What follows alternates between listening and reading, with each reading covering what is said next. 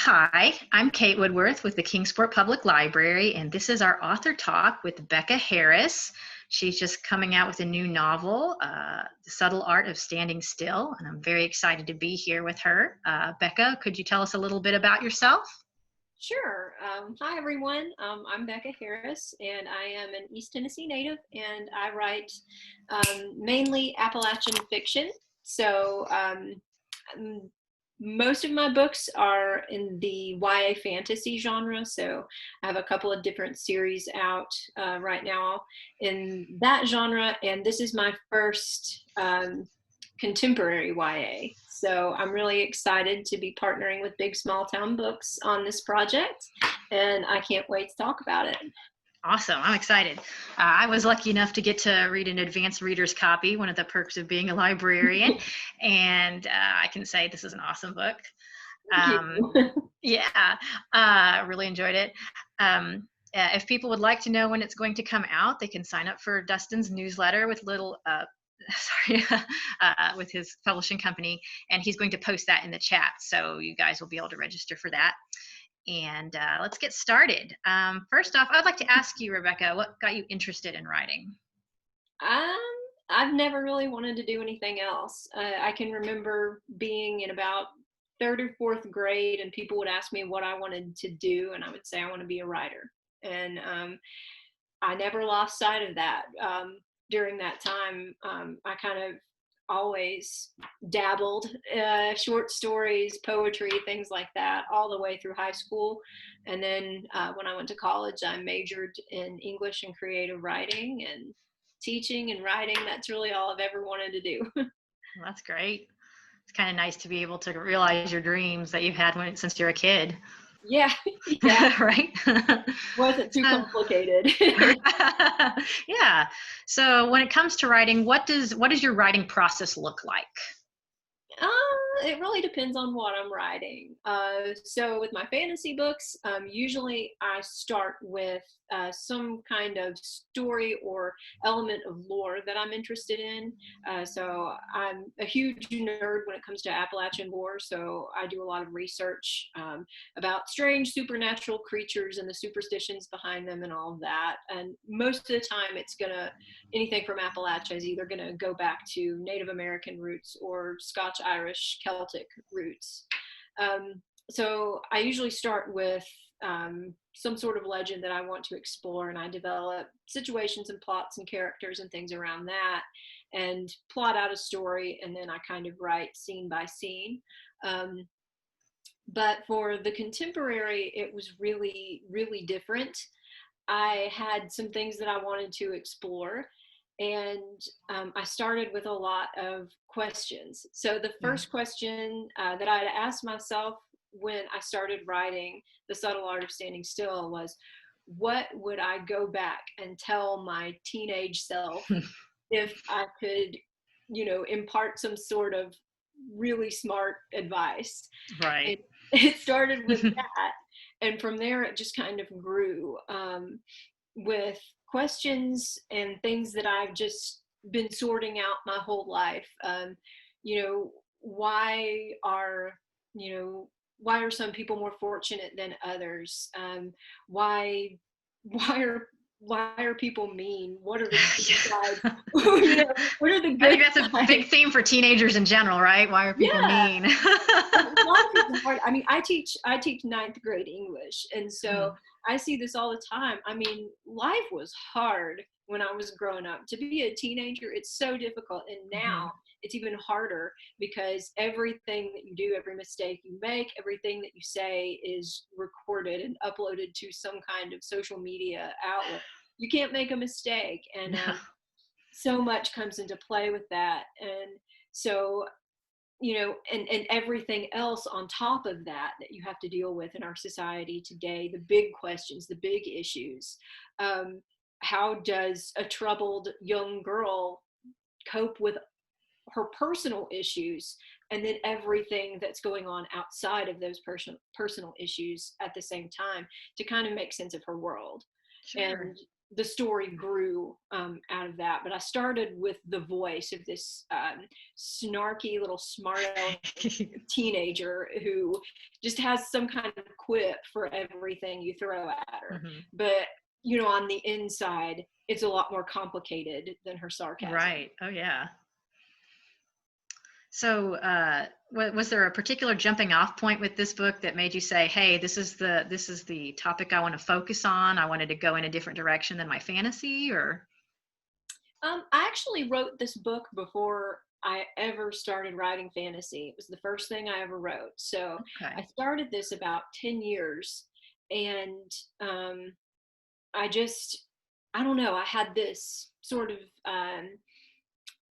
I don't want to say vision, but I guess it kind of was, Yeah. my imaginings of just this lost teenage girl who is extraordinarily bright and talented, but really doesn't have a chance because of her family background, and Mm-hmm. doesn't have the opportunities that someone with a more solid background would have.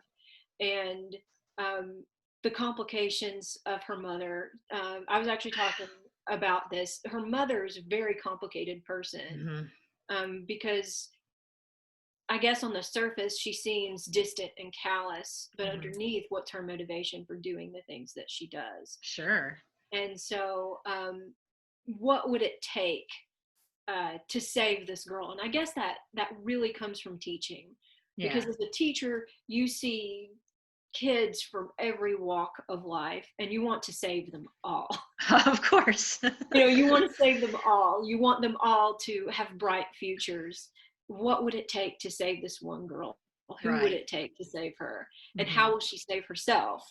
And so that's really where I started. That was my jumping off point for this book. So Verona Martin is, kind of a combination of every kind of troubled lost girl I've ever taught. Every troubled lost girl that lives inside us all. Yeah, sure. Yeah. Now, what does the title mean? How do you pick the title? Well, that wasn't the original title. It went through several titles. I think that, like, I don't know, the first title was something like Verona Sunrise. It was so lame. But when I was talking with Dustin, the publisher, about this, he was like, well, we really need to give it, a meaningful title. And I'm so bad with titles. And so I started thinking just about the main, what did I want to get people, or what did I want people to get from this book? And it's about a girl who's been moving her entire life, a girl that never stands in one place for very long at all, and what would happen to her if she were suddenly surrounded by people who are going to be there. They're going to plant their heels in, and they're going to stand still and be there for her. Yeah. And so if you're a girl that's used to running, how do you even how do you even make yourself stand still when your first instinct is always to run away from your problems? And so it's a subtle art that you can't learn overnight, and it takes a series of weeks for her to learn this. And even by the end of the novel, she's still on her journey. Yeah. So she's still learning it. So that's how, the subtle art of standing still came to be. And the coolest part of the title is that the abbreviation is SAS. I didn't even notice that. So that totally represents Verona as well. Certainly. And that was a total coincidence, but it worked out really well. That's kind of perfect. Yeah. Now, local readers will recognize some of the locations mentioned in the book. How do you pick your locations? Well, I grew up in East Tennessee. I love East Tennessee. And I like to explore the intricacies of it, because it's like every place, but like no place. And so I like to kind of put familiar landmarks in there that people from this area are certainly going to recognize. But when it comes to actually naming my setting. Like, so Hidden Hills obviously doesn't really exist in East Tennessee. So yeah, I actually looked on a map. I was like, huh, close to Jonesboro. yeah, it's kind of a combination. Because I actually used to work at the Irwin Record. I worked at the Rogersville Review, small town papers when I was starting my career. I've taught in Carter County. I've taught in Johnson City the private sector. I've taught in Hawkins County schools. So Hidden Hills is kind of a hodgepodge of all the places that I love. So that is kind of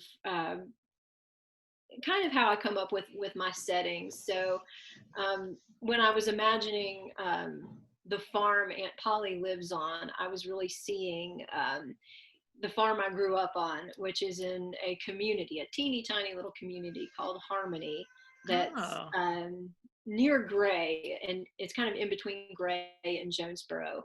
And then there's so many aspects of it too. Other places I love, like Flag Pond, which is in Unicorn County, which is just a quirky little place. The Ramp Festival, of course, is based upon the Flag Pond. I kind of wondered about that. I was like, never heard of Ramp Festival, but hey, out in the town of Unicoi, there used to be a fiddlers. I don't know if it still goes on or not, but a fiddlers and a fiddlehead festival out at Farmhouse Gallery. I kind of combined all the cool festivals that I went to as a reporter, and all the places I still like to go, for the most beautiful views and waterfalls and places like that, and kind of pushed it together and created Hidden Hills. Yeah, I'd say a lot of people could relate to various festivals based on vegetables and fruit. Where we have tomato festivals and apple festivals and festivals. Yeah. And I bet anyone around here that likes hiking probably has a favorite waterfall too. Oh, so yeah. And I kind of had Laurel Falls in mind. That's my favorite. I've been there. Yeah, that's my favorite local. That's my favorite local waterfall, of course, which is in Carter County. Yeah. So you mentioned a farmhouse. So I'm gathering that perhaps some aspects of the characters and events were inspired on your own experience. Yeah, I think that a lot of the characters are based on just different people that you're going to find in a small community. But the main characters, obviously, I mean, they're totally fictionalized, but like Aunt Polly is probably a little bit of every strong Appalachian woman that has ever made an impact on me, kind of rolled into one very determined and domineering little lady. Yeah. And the kindness of Silas is, a couple of different people in my life, kind of a grandfatherly, fatherly kind of figure. And of course, Verona, like I said, is based on so many of the students that I've had over the years, just who have been lost and wondering and need some direction. And, there's a little bit of myself in her too, I would say, more so than any other character I've written. Yeah. Especially the sarcasm. Yeah. I mean, and it's you can see I definitely saw references to English class in the book, and Verona, she's maybe sassy, but she's a smart cookie. She has that. You can tell she's been paying attention in class. So with a lot of her references and things. I thought this was interesting. I found that as a woman in my 30s, there were many references that I found relatable, but there were little details that showed me that these are contemporary teenagers, like the particular social media and cell phone use. Was this something you consciously did as a writer to make it relatable to different generations? It was. I try to be careful, even in my fantasy books. I guess it's easier in my fantasy books, but I try to be careful not to pin it down to a particular year, or, like if I get really specific about technology, because in a year that technology will be outdated. And it was really important to me that Verona be disconnected from the world she lives in. So she's very much isolated. And in that way, I think that you know, if you're 30, if you're 40, you can still relate to what she's going through. Even and if you're 16, you can relate to what she's going through. And I think by kind of leaving that open, she could be any one of us. Um, and I liked the idea of that, because I feel like the things that teen girls go through and the things that they struggle with have been the same for a really long time. Yeah. Take away the cell phone. It could have been, my teenage years. Yeah, So, yeah, exactly. right. And so that was something that I toyed with a little bit, Mm-hmm. and I made those decisions consciously. Mm-hmm. Cool. Um, what did you learn when writing this book? Oh my goodness. I learned that the world is a complicated place, and especially in the climate. I started writing this 10 years ago, and it's gone through many renditions over the years. And what I learned is that the world is a complicated place, and the answers are not cut and dry. Everything, there's right and wrong, and then there are shades of gray, and all of our personalities are based upon our experiences, and our understanding of the world is based upon where we were raised and how we were raised and what we were taught. And so all the strong women in my life really inspired this. And when I think about society, the society around me, I look at the why are people the way they are. Are they consciously this way? Are they acting out in a spirit of hatred, or is it ignorance, or is it just cyclical, teaching from generations back? And how do we change that? And what are the issues in our society in East Tennessee? And what you get is the ugliness, but the beauty, community, and and there are good people and there are bad people. And what does a neighbor look like? And those are the things that I look like. What is there's a church on every corner. What does a Christian look like here in our society?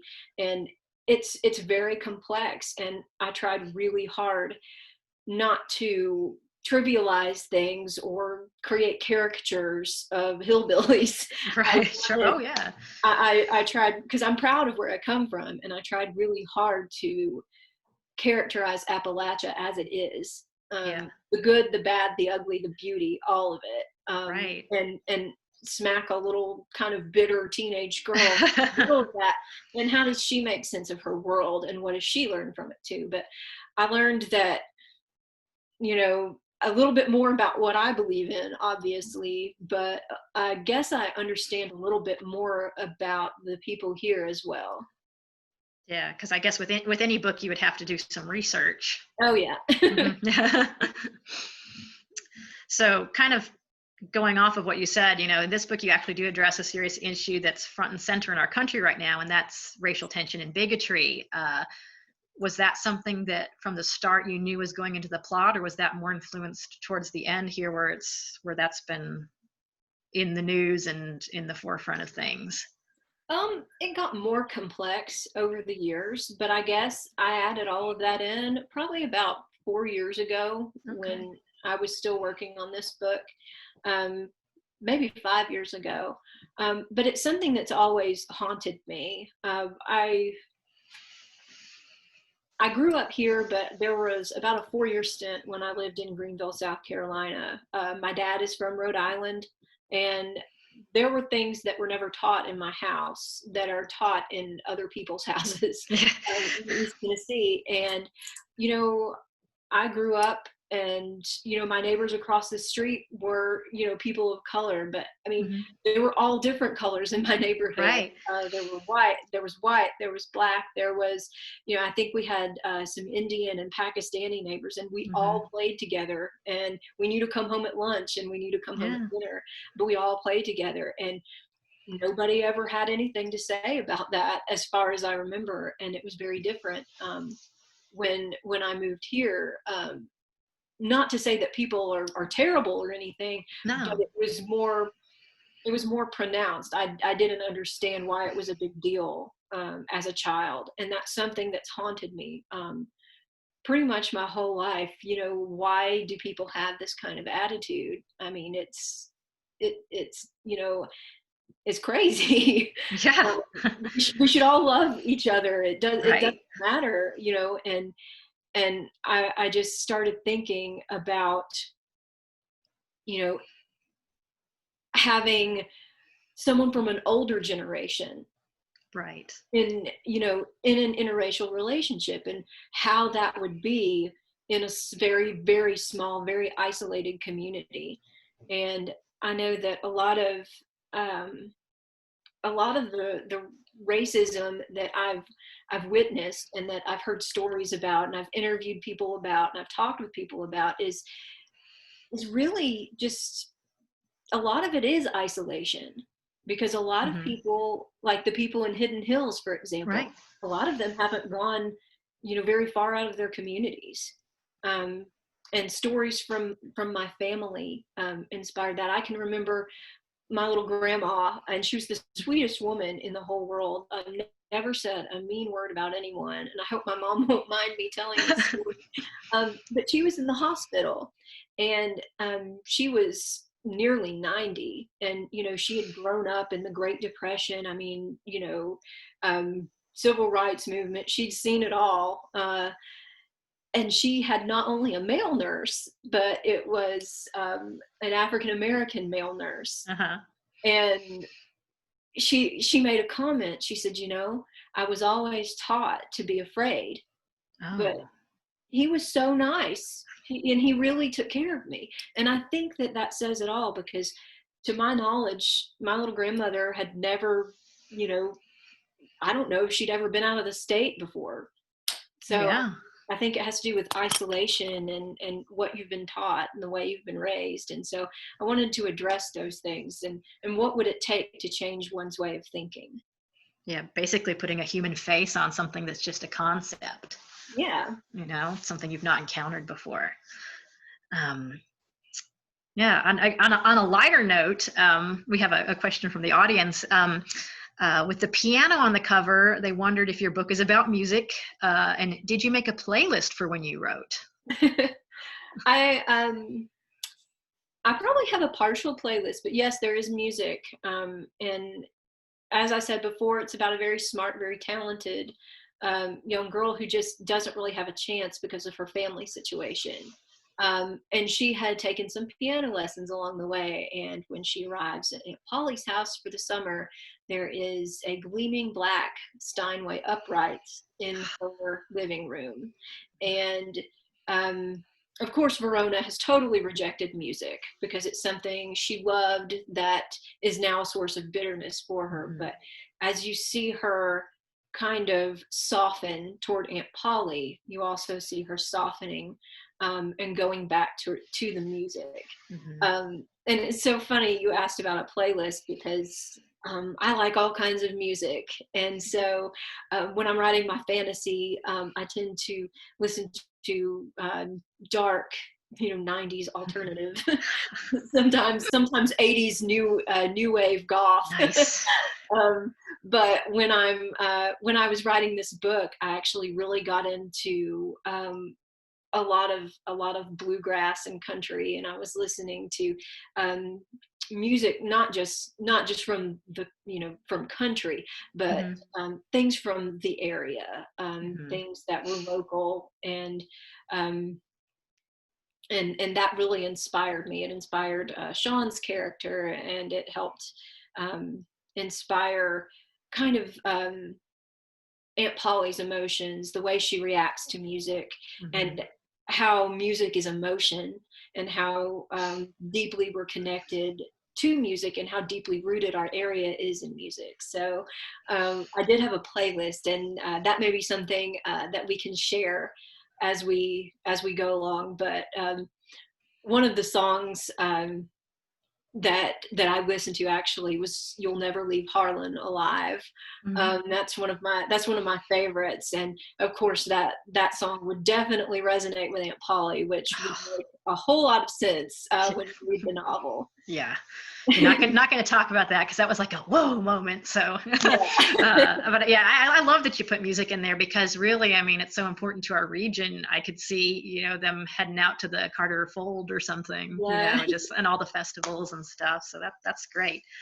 Uh, the audience would like to know, what is your writing schedule like? Oh, goodness.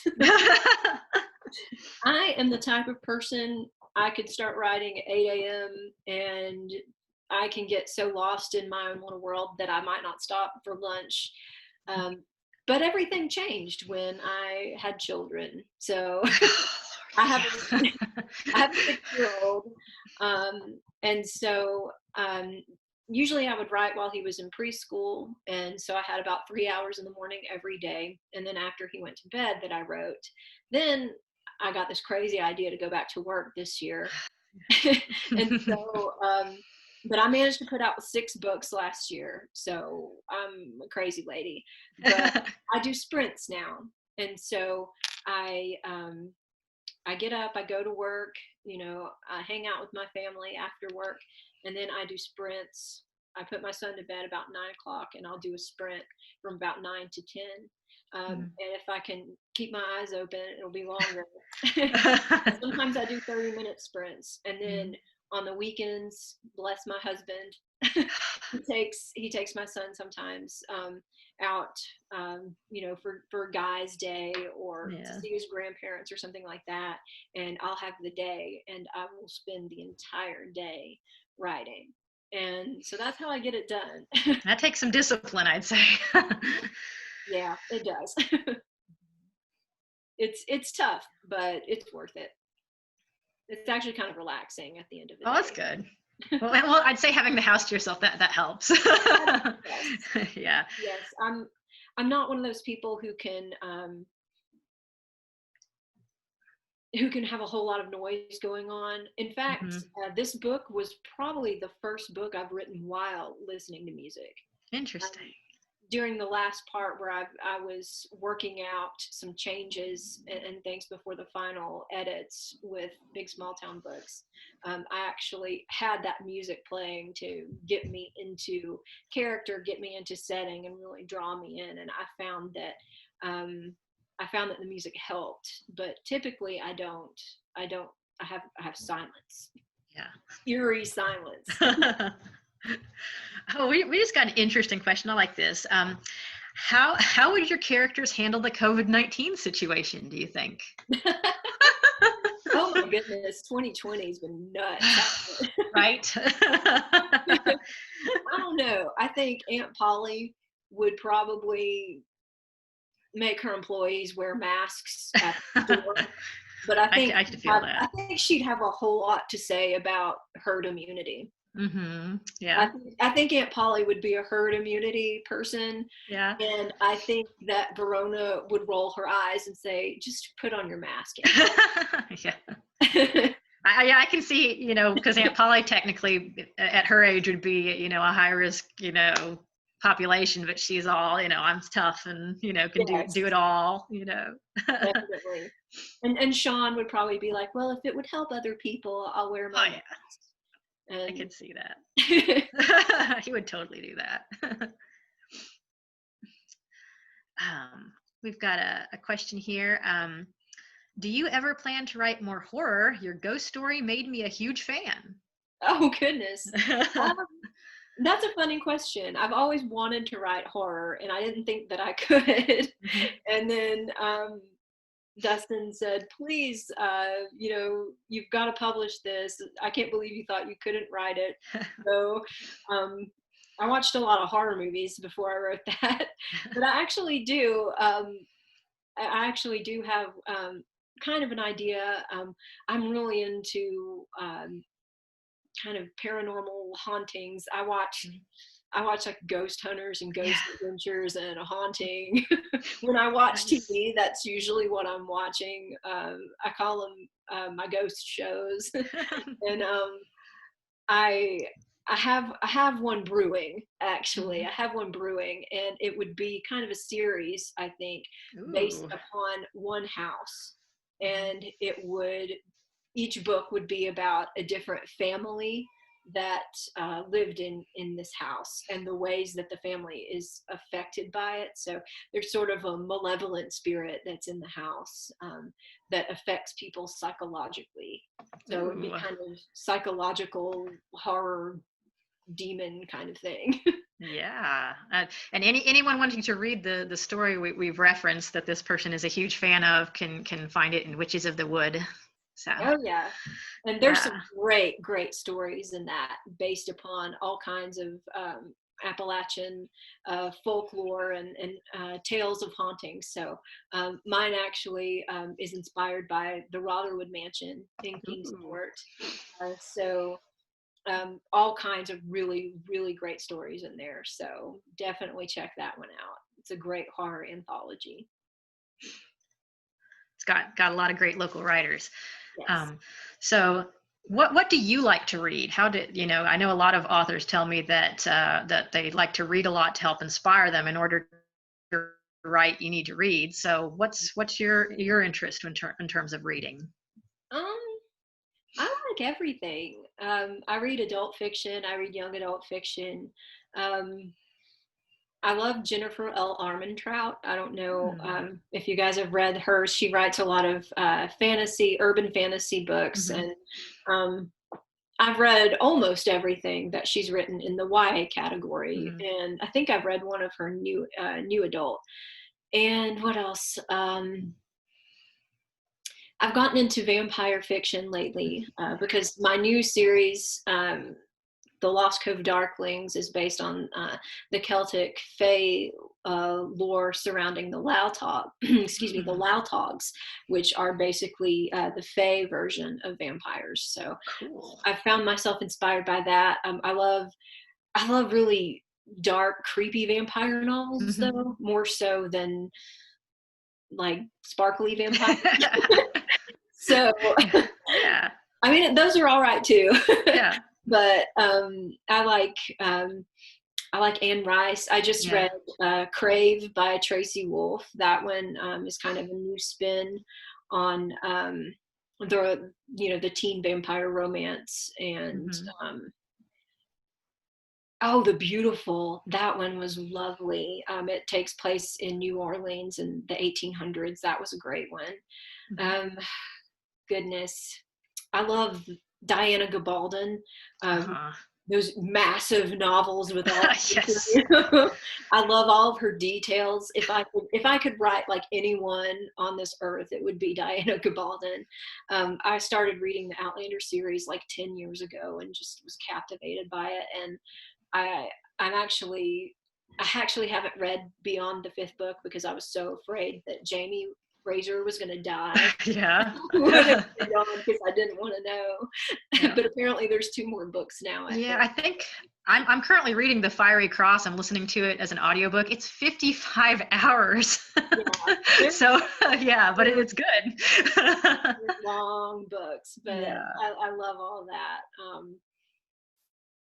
But I mean, I'll read anything. I love suspense, romantic Mm-hmm. suspense. It just depends on what mood I'm in. Mm-hmm. If I'm reading to better my own writing, I'm usually going to grab a YA fantasy, a YA Mm-hmm. contemporary, or something along the vein of Diana Gabaldon. If I'm writing or if I'm reading for my own entertainment, I'm probably going to cozy up with a romantic suspense that I don't Mm-hmm. have to think too hard about. Yeah. Just something where I'm going to, I'm going to have fun and Yes. have lots of adrenaline. Yeah. See, we've got another question from Instagram. This is neat. I like this. If you could pick 2 different characters from any of your stories to go on a road trip with, who would you pick and why? Definitely Verona Martin and Juliet McKinnon from my Iron Crown Fairy Tales series. Mm-hmm. I would definitely go on a road trip with them. Can you tell us a little bit about the characters and maybe why you'd pick them? Because I think that for a road trip, there would never be a dull moment. So Mm-hmm. I would be probably laughing nonstop at all of Verona's snark, and then she and Juliet would would probably get into arguments and start having like insult contests. And it would just be nonstop entertainment. Yeah. And maybe we could throw in Derek Alexander from the Native Guardians, and he would be all broody, and we would make fun of him. Oh. We would tell him he's moody and he needs to cheer up. Right. I guess he's kind of an Eeyore sort of character.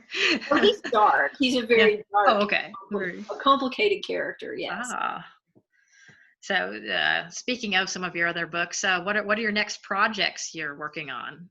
Right now, I'm working on a series called The Lost Cove Darklings, which is a spin-off series from my Iron Crown fairy tales. So it takes place roughly 17 years after the end of the final Iron Crown fairy tales book, Queen of Ice and Snow.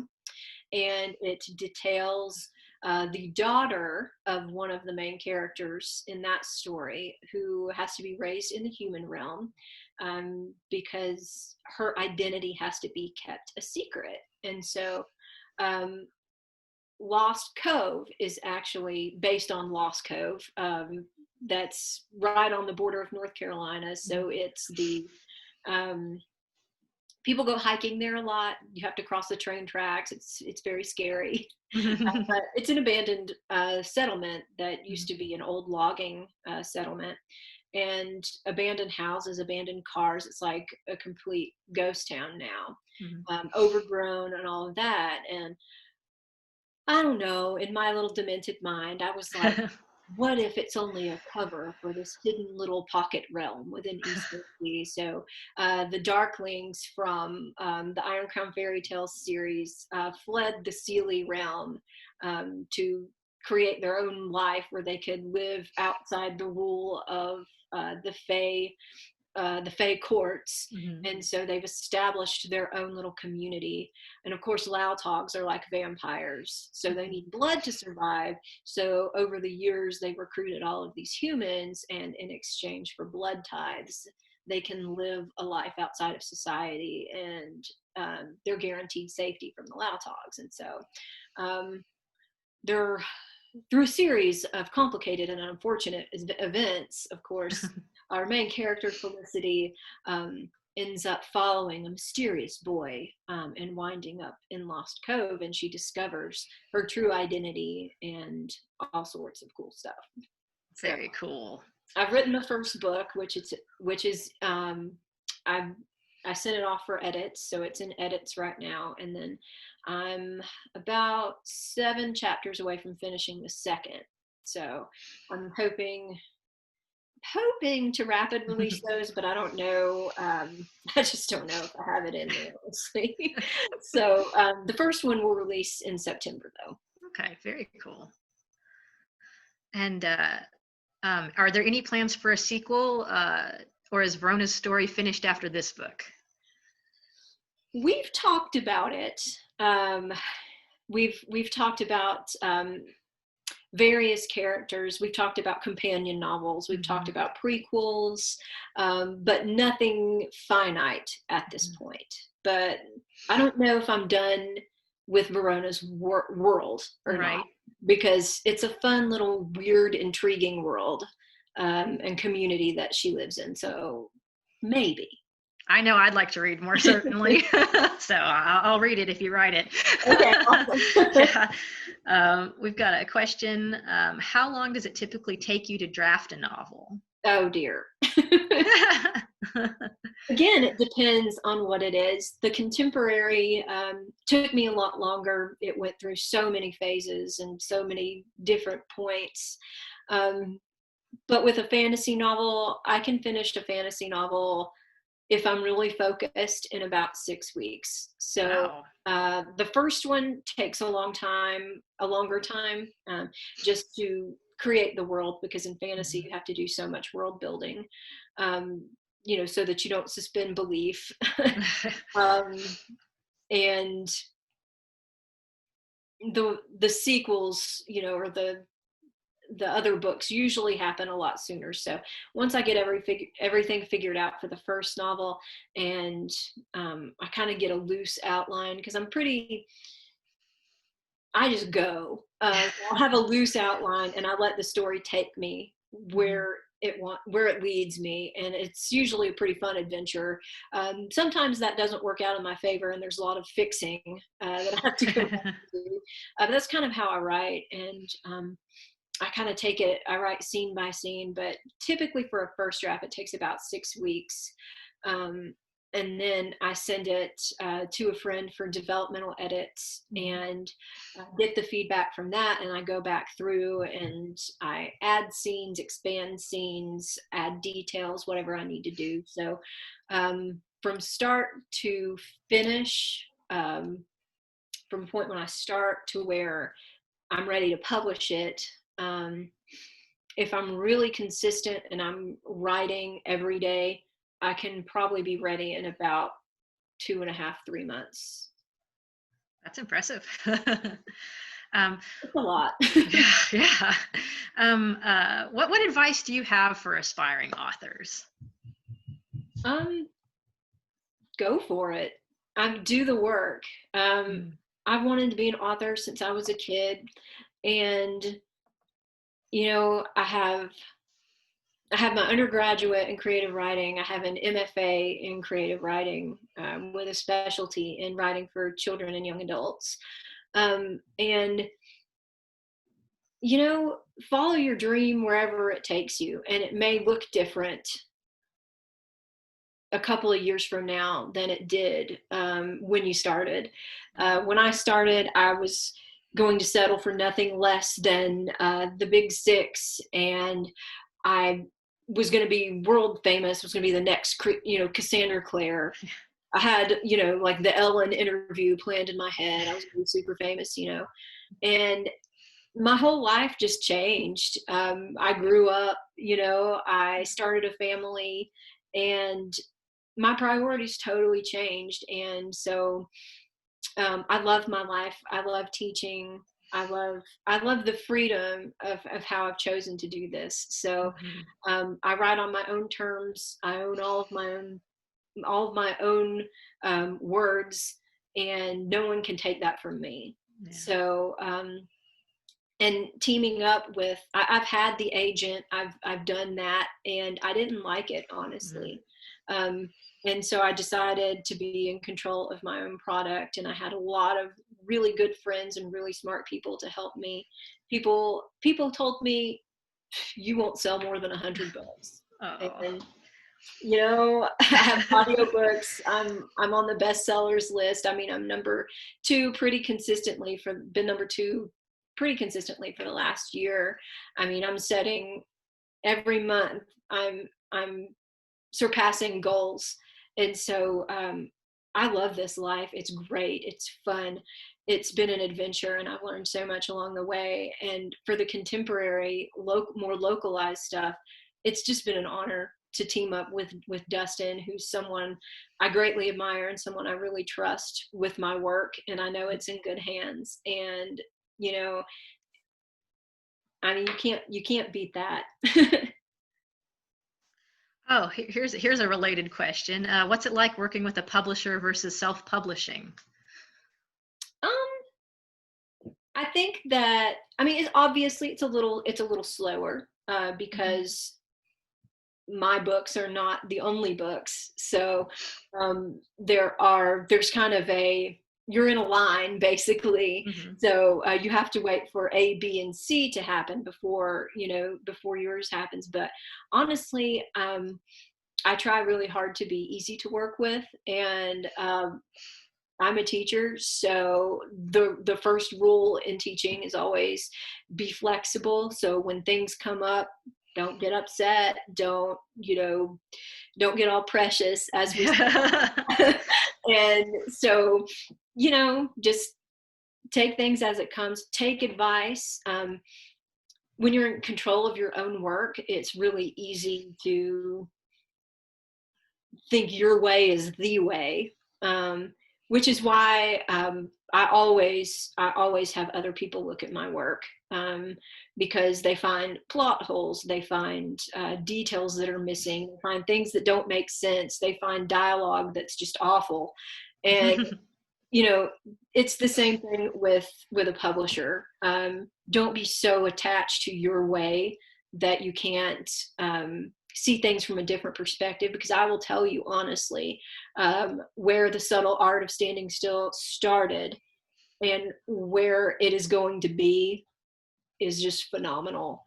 And I don't think that there has been any advice yet, editorial wise, that I have rejected, because every suggestion has made everything so much richer and so much better, and the book's going to be a lot better for it.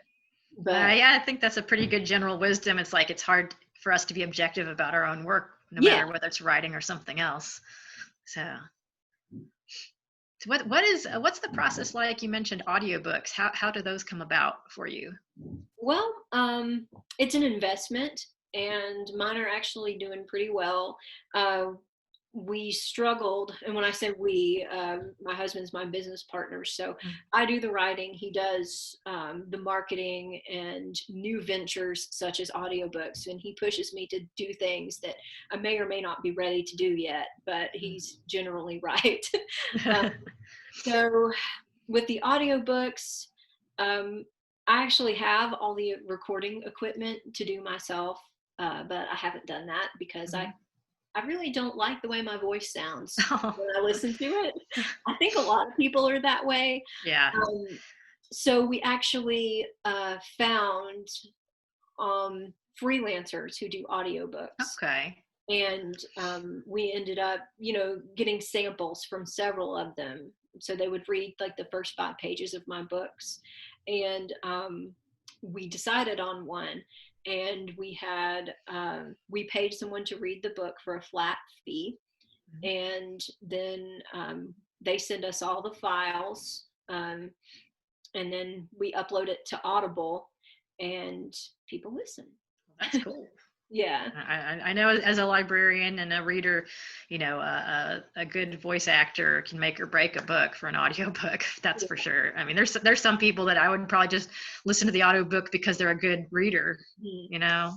And there's all different kinds. It depends on what you want. I had Mhm. a couple who were like Broadway actors, and I felt like they put so much into the character, it was Right. almost pulling from the story. And so Hmm. I went with kind of a more um, subdued person with a soothing voice. So Hmm. ultimately, based upon our price point and the samples that we got back, that's how we made our decision. But there's so many options out there now. It's kind of like the indie films and the indie Hmm. music business. There's so many options to really take control of your own product. Dustin notes that your book will be available as an audiobook after the hardcover. So yay. I'll have to give it a listen, hear it in a different voice than my own. I can't wait to hear the voice actor for that one. Yeah. So, would you like to do a reading from the book for us? Sure. So I'm just going to read from the very beginning. So Verona is getting ready to head to Hidden Hills to spend the summer with her ancient Aunt Polly, who she hasn't seen since she was 12. And she's just utterly loathing this, and she's really angry. So that's where we start at the very beginning. An open foil wrapper lands in my lap, tossing crumbs across my jeans.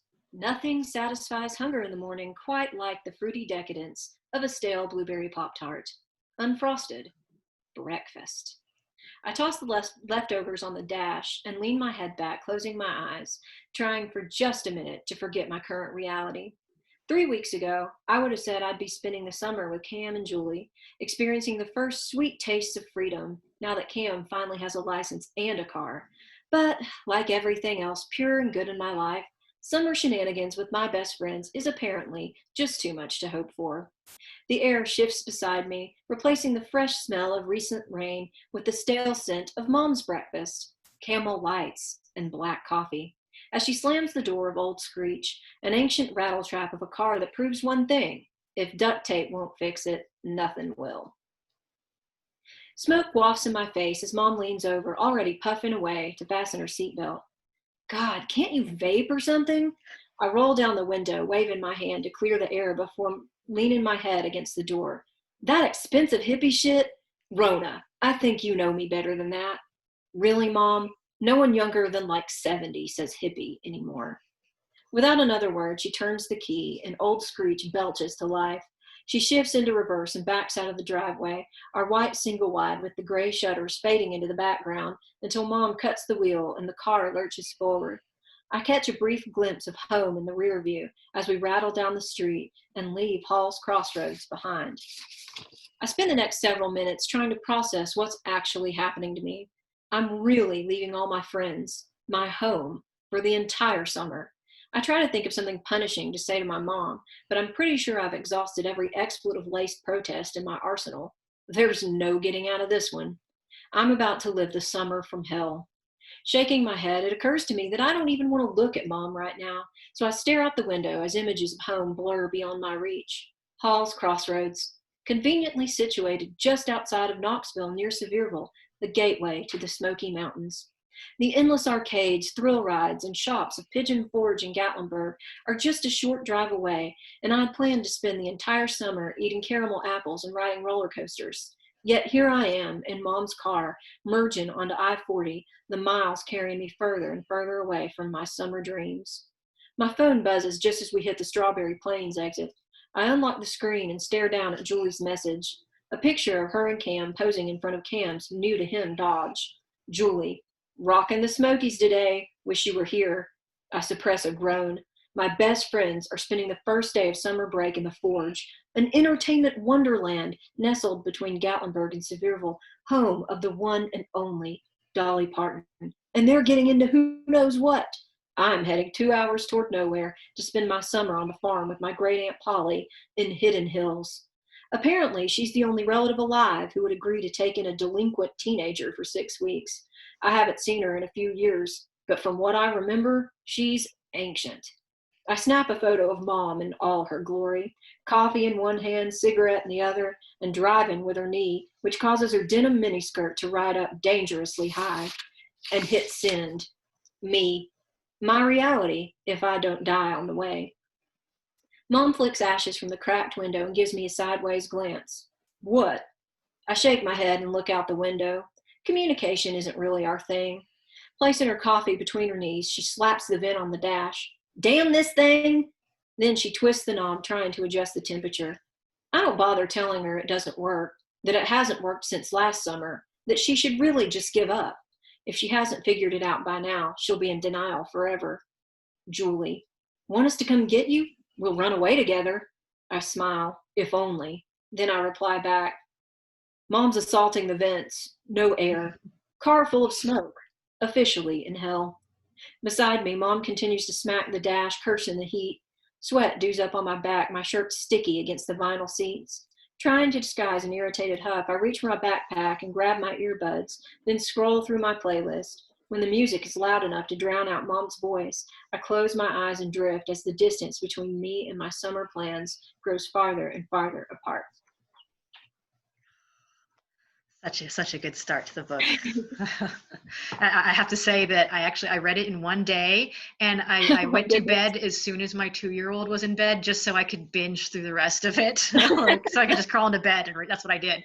So, well, thank you. That's a really great compliment. Yeah, I had to get back to it. So, yeah. Is there anything else you'd like to say about the book or your writing?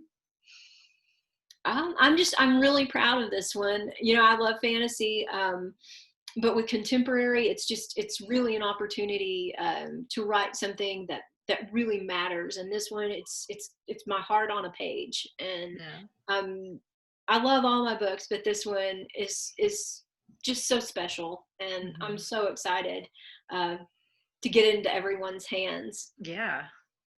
All right. Well, everybody.